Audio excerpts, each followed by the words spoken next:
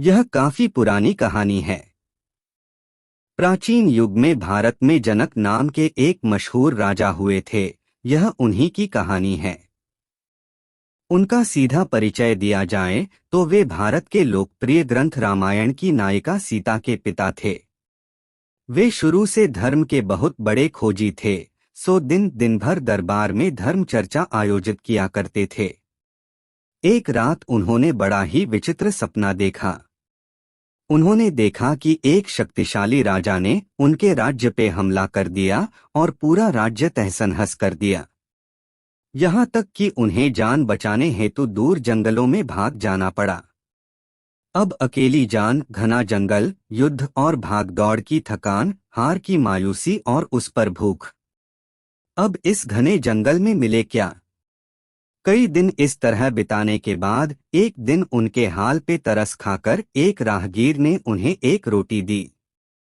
अभी वे एक पेड़ के नीचे बैठकर रोटी खाने को ही थे कि एक विशाल कौआ झपट्टा मार रोटी ले उड़ा।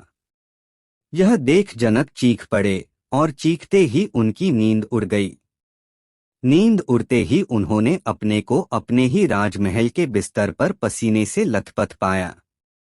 यह देख जनक विचार शून्य हो गए। चूंकि वे धार्मिक चिंतन के व्यक्ति थे, सो उनके सोच की सुई यहाँ अटक गई कि सपना देख रहा था तब मैं पड़ा तो अपने बिस्तर पर ही था, लेकिन मन पूरी तरह जंगलों में भटक गया था। दौरा भागी हुई ही थी, कौआ रोटी ले ही उड़ा था, मैं चीखा भी था और पसीने से लथपथ भी हुआ ही था। सवाल यह कि उस समय पुरता सत्य क्या था?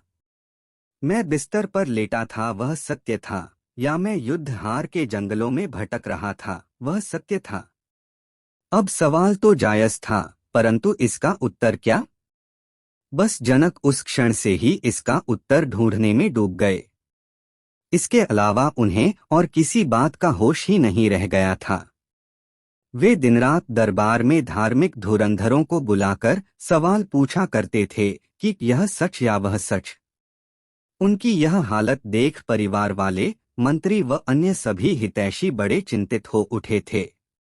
उनका काफी इलाज भी करवाया पर कोई फर्क नहीं आया।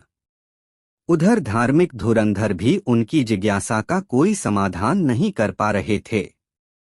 यह खबर उड़ती उड़ती उस समय के परमज्ञानी अष्टावक्र के कानों तक पहुंची।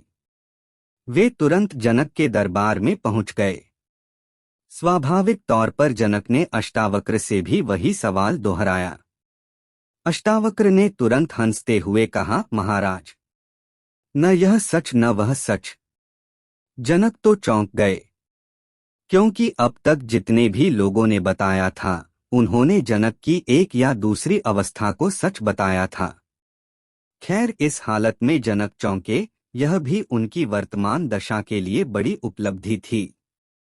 उधर अष्टावक्र ने अपनी बात विस्तार से समझाते हुए जनक से कहा, देखो, जब सपना देख रहे थे तब भी तुम पड़े तो अपने राजमहल में ही थे, अर्थात उस समय तुम्हारा जंगलों में भटकना गलत हो ही गया। ठीक वैसे ही तुम सोचो कि वास्तव में तुम राजमहल में थे तो भी उस समय तुम्हारा चित्त तो जंगलों में ही भटक रहा था, उस समय तुम्हारा राजमहल में होना भी गलत ही हो गया। जनक को बात तो समझ में आ गई, लेकिन फिर उनकी जिज्ञासा ने एक नई उड़ान पकड़ी। उन्होंने अष्टावक्र से हाथों हाथ पूछा, तो फिर सच क्या है? अष्टावक्र बोले, सत्य तुम्हारा दृष्टा है जो यह दोनों घटना देख रहा था। उसे इन दोनों में से किसी से कोई मतलब नहीं था। जनक की तो यह सुनते ही आंख खुल गई। उन्हें तो जैसे जीवन की दिशा ही मिल गई।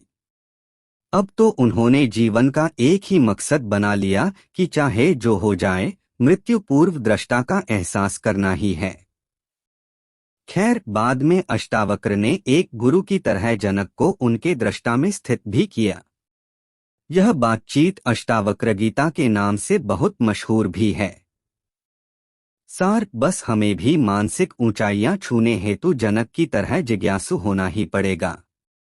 पूरा न सही, परंतु धीरे धीरे कर अपने दृष्टा होने का एहसास जगाना ही पड़ेगा। यह समझना ही पड़ेगा कि दुख सुख, ऊंच नीच, साजो सामान, रिश्तेदार, दोस्त और दुश्मन ही नहीं, हमारे अपने भावों के उतार चढ़ाव भी हमारे लिए अन्य ही हैं। हम तो उन सबको सिर्फ देखने वाले हैं, हम उनमें से कुछ नहीं। इसलिए वास्तविकता तो यह है कि अंदर बाहर की ऐसी कोई घटना नहीं जो हमें प्रभावित कर सके।